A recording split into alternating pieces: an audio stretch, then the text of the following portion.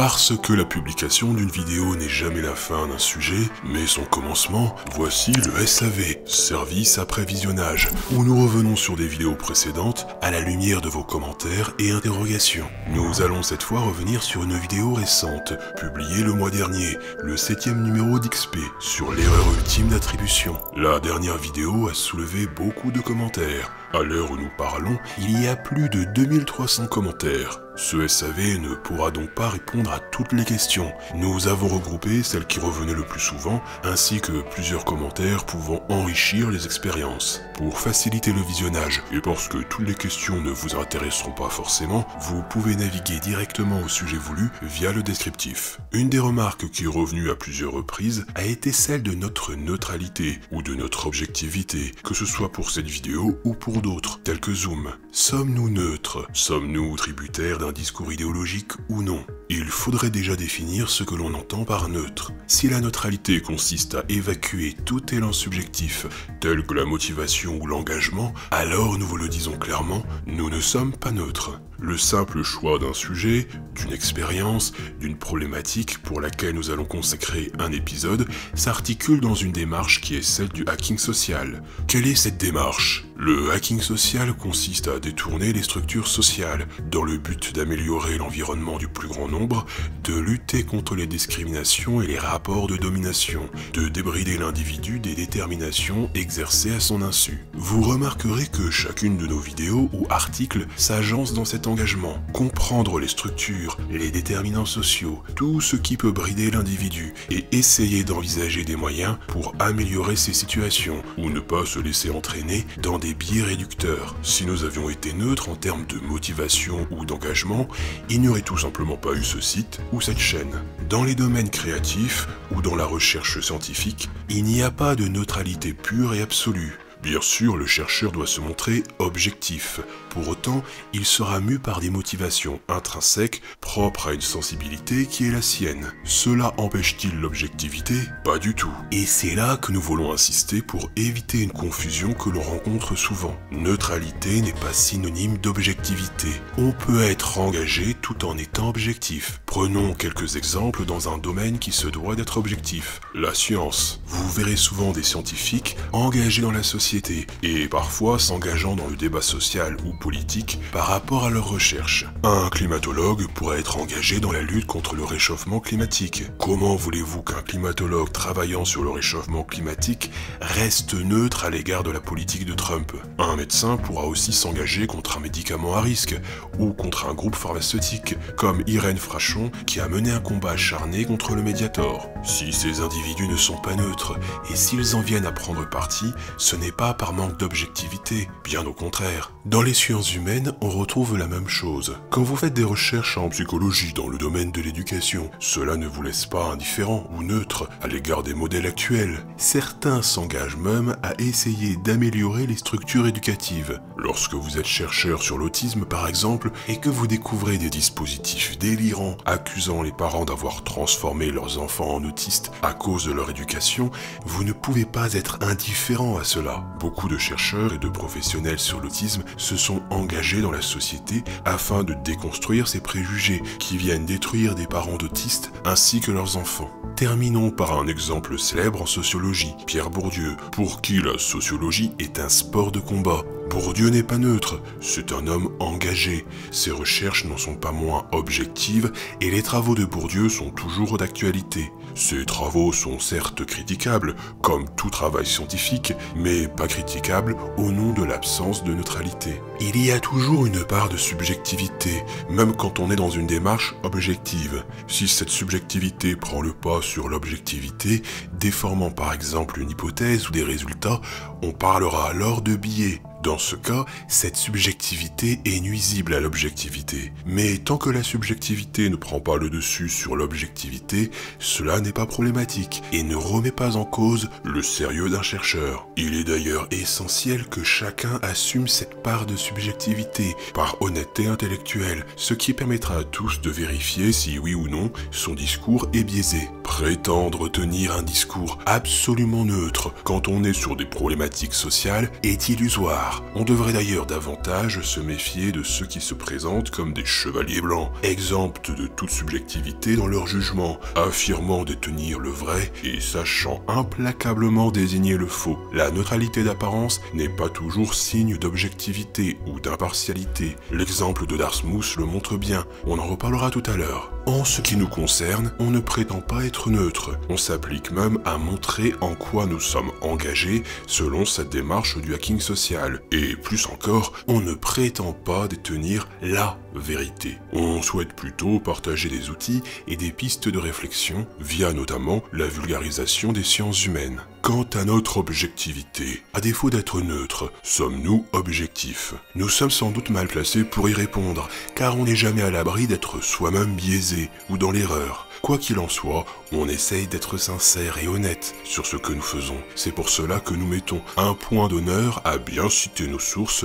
ce qui vous permettra de vérifier si oui ou non nous avons déformé des hypothèses ou des résultats scientifiques. On résume, nous ne sommes pas neutres. Nous sommes engagés dans une démarche qui est celle du hacking social. Nous faisons tout pour être conformes aux études et expériences que nous présentons. Pour laisser à chacun la possibilité d'interroger notre objectivité et notre bonne foi, nous indiquons nos sources et essayons de répondre à vos interrogations et commentaires. Venons-en aux expériences. Vous avez été nombreux à vous étonner de la date des expériences, nous demandant si elles n'étaient pas obsolètes. Quand nous présentons des expériences en psychologie sociale, nous essayons de mettre en avant les expériences originales, qu'on appelle expériences Princept. Ces expériences sont souvent répliquées, avec différentes conditions et par différents chercheurs. Ces répliques ou variantes permettent de mettre à l'épreuve une hypothèse selon le principe de falsification. Une expérience ne consiste pas à vérifier une hypothèse, mais à la détruire. Si malgré cet acharnement, l'hypothèse résiste, elle peut être considérée comme valide, tout du moins tant qu'elle n'a pas été contredite. Prenons un exemple célèbre, l'expérience de Milgram. Cette expérience date des années 60. Pourtant, l'hypothèse de Milgram a résisté aux tentatives de falsification. Son hypothèse étant que c'est la situation et le contexte qui amènent un individu à se soumettre, soumission qu'on obtient dans la majorité des cas en situation où les symboles d'autorité sont présents. Plusieurs chercheurs ont donc reproduit l'expérience de Milgram à travers le monde et à différentes époques, soit à l'identique, soit avec des variables, par exemple en changeant le contexte ou le décor. L'expérience de Milgram a même été menée récemment, en 2009, en France, avec le jeu de la mort. Si vous n'avez pas vu ce documentaire,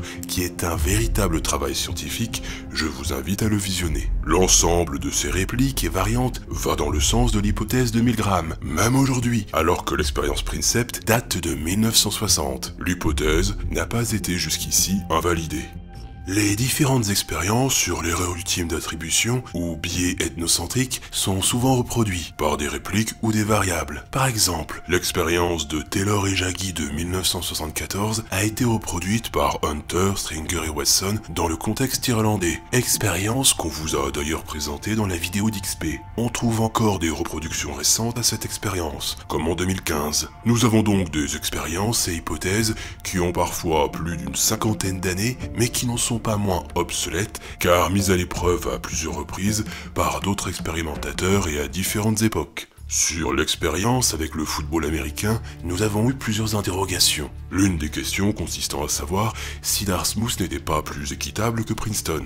Je trouve hâtif les conclusions tirées de l'étude sur Princeton et Darsmouth. On ne peut pas réellement dire que Darsmouth préfère son équipe puisque les résultats sont quasiment similaires. La différence entre 4,2 et 4,3 pouvant être attribuée au hasard. Est-ce que les interprétations de cette étude ne sont pas un peu critiquables? Toute interprétation est critiquable, sinon nous ne serions pas dans une démarche scientifique. Précisons d'abord que cette expérience ne s'articule pas, à l'origine, dans l'hypothèse de l'erreur ultime d'attribution. Orstorff et Kentrill ont mené l'expérience selon un autre cadre théorique, la théorie de la perception de Brunner. Théorie qui met en avant l'idée que nos perceptions se font toujours selon un contexte qui nous oriente donc. On voit clairement que le jugement est différent selon l'équipe. Le cas des supporters de Princeton le montre bien, ils estiment bien plus de fautes que les supporters de Darsmouth. Cela va dans le sens de leur perception du match. Princeton considère que Dartmouth est responsable, donc il surestime les fautes de Dartmouth.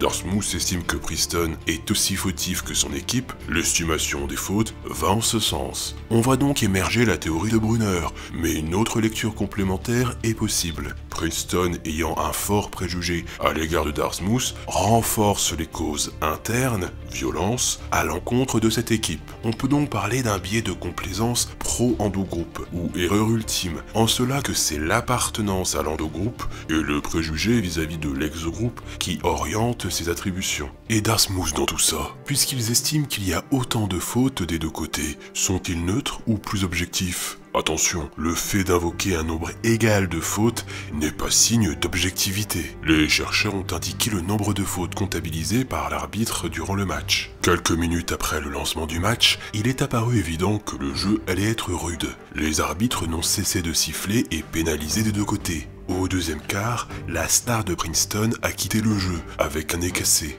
Au troisième quart, un joueur de Dartmouth a été retiré du terrain avec une jambe cassée. Le climat était tendu pendant et après le jeu. Les statistiques officielles du jeu, Princeton ayant gagné, ont montré que Dartmouth a été pénalisé de 70 yards, Princeton de 25, sans compter les fautes dans lesquelles les deux côtés ont été pénalisés. On constate donc que les deux équipes étaient violentes durant le jeu. C'est d'abord Dartmouth qui a envoyé un joueur de Princeton sur le carreau, mais il s'est passé la même chose du côté de Princeton, qui a envoyé un joueur de l'équipe adverse hors du stade. Les statistiques officielles indiquent 70 yards de pénalité pour Dartmouth et 25 yards de pénalité pour Princeton.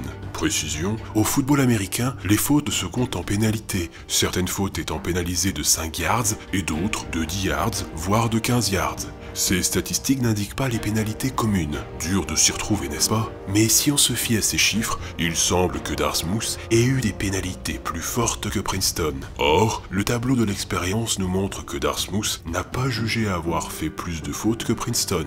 Tout comme Princeton semble surestimer les fautes de Dartmouth, Dartmouth semble sous-estimer ses propres fautes, ce qui va donc dans le sens d'un biais de complaisance pro-endogroupe. Pour revenir à notre sujet sur la neutralité, on voit que Dartmouth semble en apparence neutre. Or, c'est une fausse impartialité, car leur jugement ne semble pas conforme à l'arbitrage du match. Sachez que l'article original de l'expérience est disponible sur internet. Si vous voulez continuer votre investigation, avoir toutes les données, vous trouverez le lien directement sous la vidéo.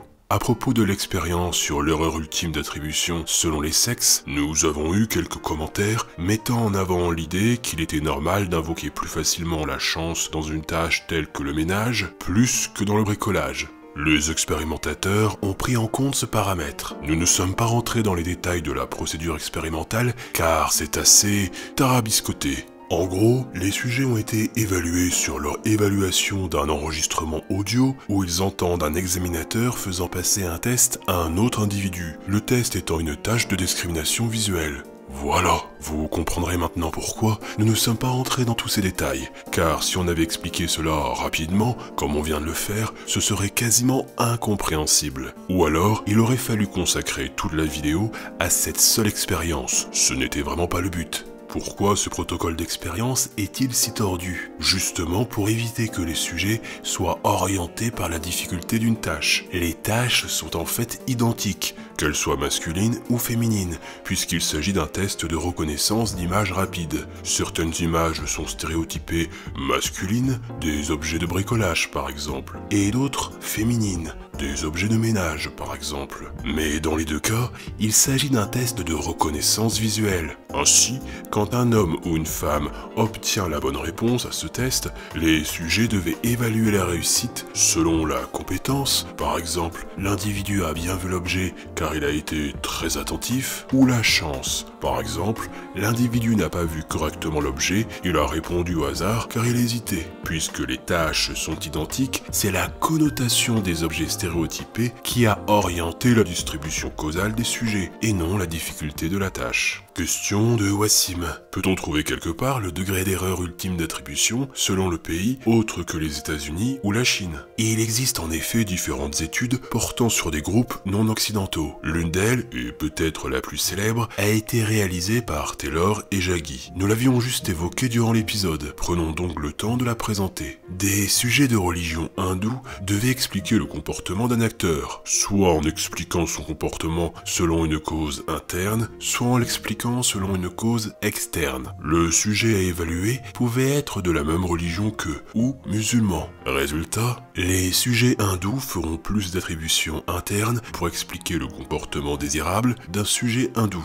Par exemple, la générosité. Si le comportement est indésirable, ils invoqueront des causes externes. Par exemple, la situation. Inversement, pour expliquer un comportement désirable d'un sujet musulman, ils invoqueront des causes externes. La situation, le hasard, l'accident. Si le comportement est indésirable, ils invoqueront une cause interne. Par exemple, l'agressivité de l'individu. On voit donc que l'erreur ultime d'attribution permet de comprendre ces biais pour des groupes non occidentaux. Mais alors, pourquoi les chercheurs ont-ils précisé que ces biais fonctionnent différemment dans les pays non occidentaux? Car ils ont remarqué que dans plusieurs pays asiatiques, le renforcement interne est moindre. C'est le cas en Chine. Par exemple, une étude menée par Hempstone et Ward en 1985 a reproduit l'expérience de Taylor et Jaggi, mais cette fois en étudiant deux nouveaux groupes, un groupe chinois et un groupe malaisien. Le groupe malaisien distribue les causes selon l'erreur ultime d'attribution, biais pro-endogroupe, mais ce n'est pas le cas pour le groupe chinois qui ne renforce pas les attributions en faveur de son groupe. Avec ce type d'étude, on remarque donc qu'une culture ou une idéologie peut renforcer ou réduire ce biais, comme en Chine.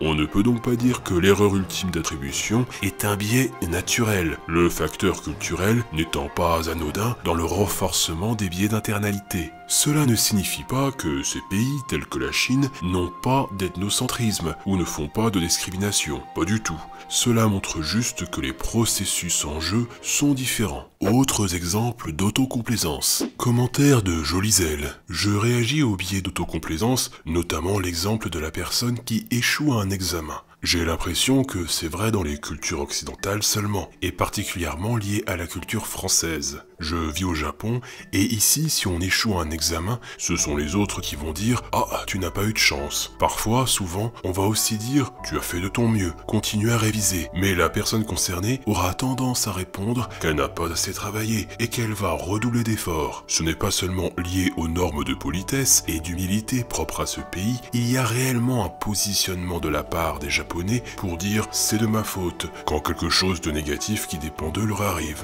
Vous présentez une autre manière de distribuer les causes. Ici, c'est un processus contraire au biais d'autocomplaisance. En cas de réussite, on invoque la situation, cause externe, j'ai réussi grâce à mon entourage, à mes maîtres. En cas d'échec, on invoque une cause interne, j'ai raté par ma faute, je n'ai pas assez travaillé ou je suis incompétent. Le fait de reconnaître ses erreurs et d'être moins indulgent avec les échecs d'autrui est une forme d'humilité. Attention tout de même, car si cela devient excessif, un individu qui renforce trop les causes internes de ses échecs peut s'apparenter à une forme de déprime, d'une mauvaise estime de soi. Dans les pays occidentaux, on peut retrouver une même distribution causale. Le renforcement des causes internes peut conduire l'individu à une culpabilisation extrême en cas d'échec, ce qui peut arriver dans le domaine professionnel, quand le management en vient à ce renforcement des biais d'internalité. Commentaire de Jean-Jean, biais d'autocomplaisance. Tous ceux qui ont déjà joué à un jeu vidéo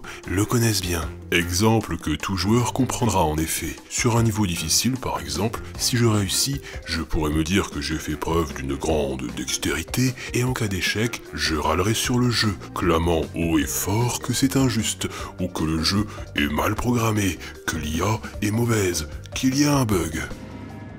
Game over.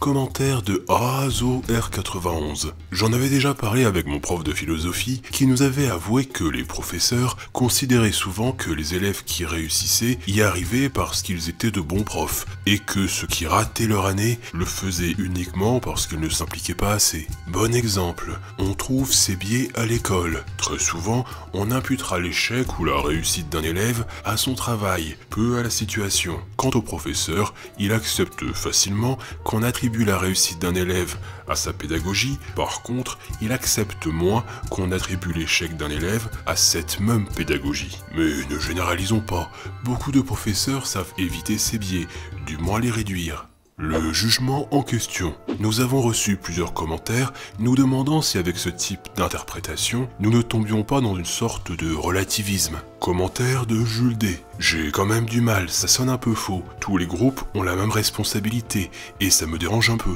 Trump avec Charlottesville par exemple. Je pense que vous auriez dû insister plus sur le fait que malgré ces biais d'attribution, il y a des groupes qui ont une plus grande part de responsabilité que d'autres. Là encore, comme nous l'avions évoqué dans les précédents SAV, les sciences humaines ne sont pas là pour juger. Les chercheurs ne s'intéressent pas à savoir qui a tort, qui a raison. Ils s'intéressent au processus qui oriente nos jugements, que ce jugement soit valide ou non. C'est ce qui nous permet de comprendre la formation des biais. Donc non, ce n'est pas un relativisme, puisque les chercheurs n'affirment à aucun moment que les différentes positions se valent. Commentaire de YouTubeur. Donc, maintenant, plus d'excuses? Comprendre n'est pas excuser. On en parle aussi dans le précédent SAV. Commentaire de... Désolé, je n'arrive pas à lire ton pseudo. Juger en permanence est un comportement normal, mais nos pensées ne doivent pas être confondues avec la réalité. Ce n'est pas parce que je le pense que c'est vrai, et pour tout le monde. En effet, on ne peut suspendre tout jugement subjectif. On doit cependant accepter que nos jugements personnels sont des interprétations du réel, et non la réalité elle-même. Commentaire de Nicolas Richard. Il est très important d'avoir conscience en effet du manque d'informations. Il est déjà très difficile d'évaluer une situation avec toutes les infos, en faisant abstraction de notre propre subjectivité, faux souvenirs, biais multiples, etc. Conseil, mettre de côté son orgueil et avouer publiquement son manque d'informations. Effectivement, la difficulté de juger une personne ou un groupe repose sur le manque d'informations. Le comportement humain ne repose jamais sur une simple cause, et le manque d'informations sur ces causes peut participer à biaiser notre jugement. Quand c'est le cas, plutôt que de se précipiter à prendre position et à juger, il peut être préférable d'affirmer son manque d'informations. Certes, c'est un travail sur soi, mais accepter son ignorance sera toujours plus raisonnable et constructif que tout jugement hâtif. Commentaire d'un demi-la-relou. Depuis quelques années, je joue à un jeu sympa en soirée que j'appelle le jeu de l'avocat du diable. Quelles que soient mes affinités et mes opinions, je m'amuse à défendre dans des discussions-débats l'opinion que je ne partage pas. Déjà, c'est amusant parce que des gens m'opposent avec virulence des propos avec lesquels je suis d'accord, mais surtout, ça me permet de sortir de mes préjugés et de découvrir des arguments en faveur d'une position que je ne partage pas. Du coup, depuis que je joue à ça, j'ai mis beaucoup d'eau dans mon vin en ce qui concerne les avis tranchés que j'avais. Je suis revenu sur beaucoup d'entre eux. Excellent exercice. C'est une petite gymnastique de l'esprit qui a l'avantage de nous pousser à comprendre des positions qui ne sont pas les nôtres. Mais les Américains sont-ils vraiment idiots ? Plusieurs commentaires ont insisté sur le fait que les Américains, quoi qu'on en dise, sont vraiment idiots. Certains ont même voulu apporter des études ou articles allant dans ce sens. Pourrions-nous estimer, selon des critères objectifs, l'idiotie des Américains ? L'un des arguments les plus fréquents qui nous a été souligné est le manque de culture générale. Oui, mais... Commentaire de Funiv Miko. Attention, attention, ne pas confondre intelligence et connaissance. N'importe quel idiot peut apprendre quelque chose, et des personnes très intelligentes être parfaitement ignorantes. En effet, ce serait un raccourci de considérer un individu comme peu intelligent sous prétexte qu'il n'a pas une culture générale importante. On peut être nul en géographie sans pour autant manquer d'intelligence, et inversement, être incollable en géographie sans qu'on soit un génie. On peut tout à fait envisager un individu ayant une connaissance encyclopédique dans un domaine particulier, grâce à une mémoire d'éléphant, mais incapable d'utiliser concrètement ses connaissances de manière créative et souple. Vous pourriez objecter qu'une mémoire d'éléphant est une forme d'intelligence, et vous auriez raison, car l'intelligence est multiple. On peut avoir des compétences très poussées dans un domaine et pauvres dans un autre. Le simple quotient intellectuel ne permet pas de juger complètement l'intelligence d'un individu. Ce n'est qu'une facette de l'intelligence et on peut encore moins juger l'intelligence d'une population entière par ce seul critère. Ce n'est pas possible. On a eu quelques commentaires qui ont voulu utiliser des moyennes de QI pour comparer l'intelligence entre différentes populations. Par exemple, avec ce commentaire, quotient moyen à New York 79, à Paris 105. Voilà pourquoi la société américaine cherche à rendre l'humain plus bête, donc plus docile. Et ils ont du retard en Europe, car on résiste. Bienvenue dans le monde réel, mec. Fini les bisounours. Les bisounours que nous sommes ont été vérifiés ces données. Et si nous devions faire une comparaison, voilà les chiffres que l'on obtient. 98 pour la France et 98 pour les États-Unis. Impossible de trouver les quotients intellectuels par ville. Il va falloir que tu nous donnes ta source. De plus, l'étude qui regroupe les moyennes de QI par pays est source à controverse. Il s'agit d'un essai paru en 2002 par Lin et Van Hanen et les résultats n'ont pas toujours été obtenus par une méthode rigoureuse. Nombre de chercheurs dans le domaine portent peu de crédit à ces résultats. Quand bien même ces chiffres seraient valides, cela ne veut rien dire sur l'échelle d'une population. C'est un indicateur intéressant au niveau individuel en tant que diagnostic et pour des valeurs extrêmes de haut QI ou de très bas QI. De plus, la différence entre 90 et 110 n'est pas très importante. Et même si un individu a un quotient intellectuel assez faible, sous 80, il peut tout autant avoir développé des compétences ou des savoir-faire extrêmement poussés, bien au-dessus de la moyenne, nous faisant passer tous pour des idiots. Pour le dire plus familièrement, ne transformons pas le quotient intellectuel en une taille de quéquette qu'on essayerait de comparer pour savoir qui a la plus grosse. D'autres commentaires ont mis en avant le problème de l'éducation aux États-Unis. On peut parler de lacunes dans le système éducatif, certes, à condition de nuancer et surtout d'éviter la comparaison ethnocentrée. Il faudrait par exemple rappeler qu'il y a aux États-Unis des expérimentations pédagogiques très poussées, comme pour Quest to Learn, mise en place dans une école publique, alors qu'en France, l'éducation nationale est souvent frileuse à pousser ce type d'expérimentation. Enfin, certains commentaires nous ont cité des informations et études qui prouveraient que les Américains seraient idiots. Par exemple, cet article. Des Américains se sont mis de la crème solaire dans les yeux pour regarder l'éclipse. On a donc été vérifier ce qu'il en était, et l'information n'a aucun crédit. Cette news vient d'une chaîne locale américaine, où un journaliste rapporte les propos d'une infirmière qui rapporte les propos d'un collègue qui lui aurait dit que des patients se seraient mis de la crème solaire dans les yeux. Voilà pour la source. Vous voyez que ce n'est pas très solide, ça tient plutôt de l'ordre de la rumeur. Mais admettons que ce soit vrai, en quoi quelques cas isolés et marginaux seraient représentatifs de l'ensemble de la population. Dans chaque pays, vous trouverez toujours ce genre de comportement what the fuck. Cela ne permet pas pour autant de définir toute une population. Autre information, des Américains tirent sur l'ouragan Irma pour l'arrêter. C'est tout simplement faux. Il s'agissait d'une blague sur Facebook qui a pris de l'ampleur. Un peu comme si en France, une blague du Gorafi avait été prise au sérieux par les autorités. D'ailleurs, les articles français mentionnent bien qu'il s'agit d'une blague. Enfin, autre information souvent citée, un quart des Américains ignorent que la Terre tourne autour du Soleil. C'est vrai, mais les articles français qui rapportent la news n'ont sans doute pas consulté l'étude en question. Nous avons été y jeter un coup d'œil. Vous pouvez vous-même vous procurer l'étude, on mettra le lien dans le descriptif. On trouve ce tableau, et en effet, on apprend que 76% des sondés américains ont répondu correctement à la question portant sur l'héliocentrisme. Cela correspond à 24% de réponses fausses. Donc, en arrondissant, un quart des sondés se sont trompés. Mais si on déplace légèrement notre regard sur la droite, on remarque qu'il y a aussi les résultats d'autres pays ou continents,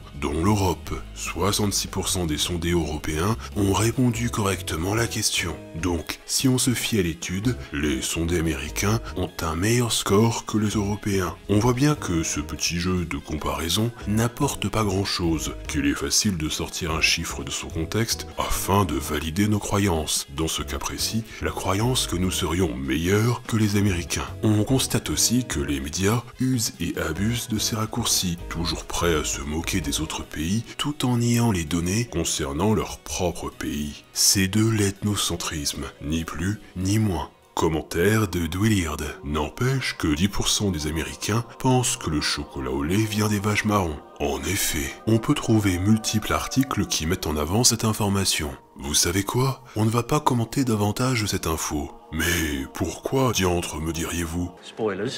Commentaire de GameCube King. Le phénomène d'anti-américanisme se voit juste de plus en plus car on passe de Obama à Trump. On passe d'un dirigeant bien vu en Europe à un dirigeant mal vu en Europe. À tort ou à raison, c'est un autre débat. Comme on considère qu'un peuple est à l'image de son dirigeant, l'opinion varie avec.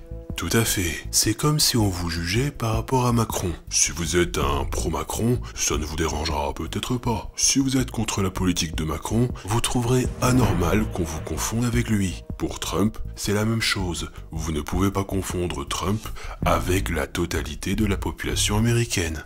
Le stress rend-il vraiment idiot? Nous avons eu plusieurs commentaires interrogeant le stress en situation d'interview. Commentaire de Empire de Perse. Pour le coup du stress généré par l'interview, à moins d'être un gros fragile, tu n'es pas stressé au point de dire des choses aussi nulles. Le stress peut avoir des effets assez forts, jusqu'à nous faire oublier les connaissances les plus élémentaires. Je suis sûr que si vous interrogez votre passé, vous trouverez des exemples. Allez, je vous aide. À l'école, durant un exposé ou un oral, ou lorsque le professeur vous interroge promptement alors que vous n'étiez pas concentré. Ça ne vous est jamais arrivé de sortir une réponse absurde dans ces situations, ou d'être incapable de répondre alors que tous les autres élèves trouvaient cela évident? Sachez que lorsqu'on n'a pas l'habitude d'être interviewé, le stress risque soit de vous brider dans vos réponses, soit de vous faire dire des bêtises, voire de vous faire perdre l'accès aux informations les plus pertinentes. En ce qui me concerne, j'ai été interviewé 2 fois par des équipes télé quand j'étais petit, ainsi qu'à l'adolescence. Ces 2 fois, je me souviens parfaitement avoir éprouvé une grande difficulté à parler, à me concentrer sur une réponse, et à sortir finalement des banalités ou des absurdités. Nous avons eu des commentaires qui ont relaté des expériences personnelles similaires. Commentaire de Matteo Joachim.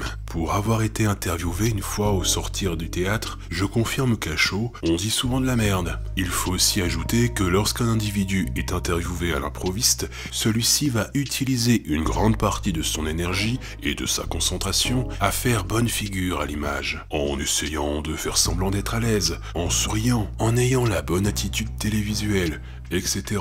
C'est pour cela que dans la vidéo, les Américains ne nous apparaissent pas stressés à l'écran, et c'est aussi pour cela que concentrés sur leur image, ils auront moins d'énergie à consacrer aux réponses. La fiction comme aide. Certains commentaires se sont montrés quelque peu sceptiques quant à l'apport de la fiction. La fiction a de multiples vertus, c'est même un mode d'apprentissage. Observez les enfants jouer par exemple. Que font-ils si ce n'est créer des fictions dans lesquelles ils jouent un rôle? Ce faisant, ils apprennent, ils expérimentent des comportements, des façons d'agir, de parler, d'apparaître. Commentaire de Psycho Quoique. J'ai juste envie de rajouter que l'intérêt des bonnes fictions, c'est qu'elles peuvent aussi nous permettre de nous identifier à leurs protagonistes, ce qui peut aider au développement de l'empathie. Les jeux vidéo, jeux de rôle, le fait de jouer au théâtre ou juste les enfants qui jouent en incarnant d'autres personnages, tout ça, ça peut aider à comprendre qu'il faut se mettre à la place de l'autre pour comprendre le contexte, mais aussi les raisons personnelles qui ont poussé à tel ou tel comportement, tel ou tel propos, etc. Bref, c'est beaucoup conseillé pour les enfants et adolescents. Tout à fait, et plusieurs études le confirment. Vous pouvez par exemple consulter cet article de Cerveau et Psycho. Nous vous mettrons le lien dans le descriptif. Ou alors, dans le magazine Sciences Humaines, la fiction est une simulation de la sphère sociale. De la même manière que certains améliorent leur capacité de pilotage via un simulateur de vol, ceux qui lisent des romans peuvent faire progresser leurs compétences sociales. Les fictions développent notre empathie et notre habilité sociale. Elles renforcent notre compréhension d'autrui. Les fictions sont en quelque sorte des laboratoires de la société, des simulations sociales qui participent à développer l'intelligence sociale. Commentaire de Lena Gwen. Ça me rappelle vaguement 12 hommes en colère. Excellent exemple, puisque ce film nous permet de comprendre qu'un jugement personnel qui se veut objectif est très souvent orienté par différents facteurs qu'on ignore ou qu'on dénie. Commentaire de Jean I. Ça me rappelle ce documentaire Arte vers un monde altruiste. C'est un excellent reportage qui a le mérite de casser les nombreux préjugés que nous pourrions avoir sur l'altruisme ou l'empathie. On remarque que certains commentateurs s'offusquent dès que l'on parle d'empathie ou d'altruisme, nous traitant tout justement de bisounours, de naïfs. J'invite ces personnes à s'interroger sur leur rejet systématique à ces notions. Pourquoi cela vous met-il en colère ? Pourquoi ne voulez-vous pas envisager la possibilité qu'il y a des modes d'interaction sociale autres que la brutalité ? Pourquoi le mode altruisme vous fait si peur ? Autre question et commentaire. Commentaire de Olivier Dahan. Bonne vidéo. Toutefois, on peut se demander si elle-même ne tombe pas dans le biais ultime d'attribution en démontrant de bout en bout que les causes internes sont donc des erreurs de jugement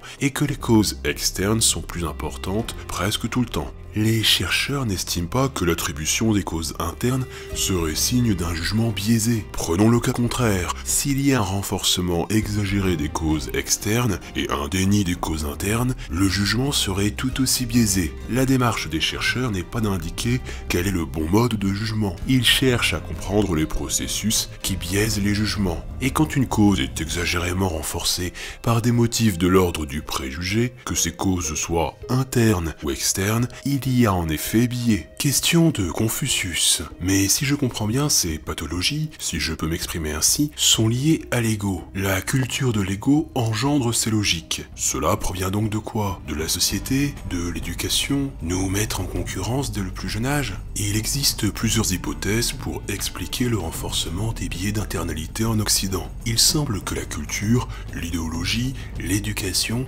contribuent à renforcer ce biais. Nous en parlions dans le précédent SAV. Des chercheurs comme Jean-Léon Beauvois posent l'hypothèse que les idéologies libérales renforcent ces biais et autres formes de soumission. Question de Lord Zéro. J'imagine que c'est la même chose qui fait que les gens regardent des émissions de télé-réalité type Les Marseillais et les Ch'tis. Ils se sentent valorisés par rapport à ce qu'ils voient pendant ces émissions. La remarque est pertinente. La télévision, surtout dans la télé-réalité, appuie sur une tendance de l'humain à la comparaison sociale. On se rehausse en regardant plus bête ou plus mal en point que soi. Cette bêtise d'apparence est clairement manipulée par le montage. En coupant au bon moment, on peut faire passer n'importe qui pour un idiot. Il y a un mot en allemand qui exprime tout à fait cette tendance. Schadenfreude. C'est la joie malsaine à regarder autrui souffrir, ou être humilié, harcelé, etc. La télévision connaît bien cette tendance et appuie dessus pour faire de l'audimat, qu'importe si c'est puni par la loi dans des cas très graves. Le bénéfice monétaire est ce qui compte le plus. Plusieurs commentaires ont souligné la perfection de mon accent anglais. C'est pas plutôt le contraire? Par exemple, comment tu lis ça? Pétigré.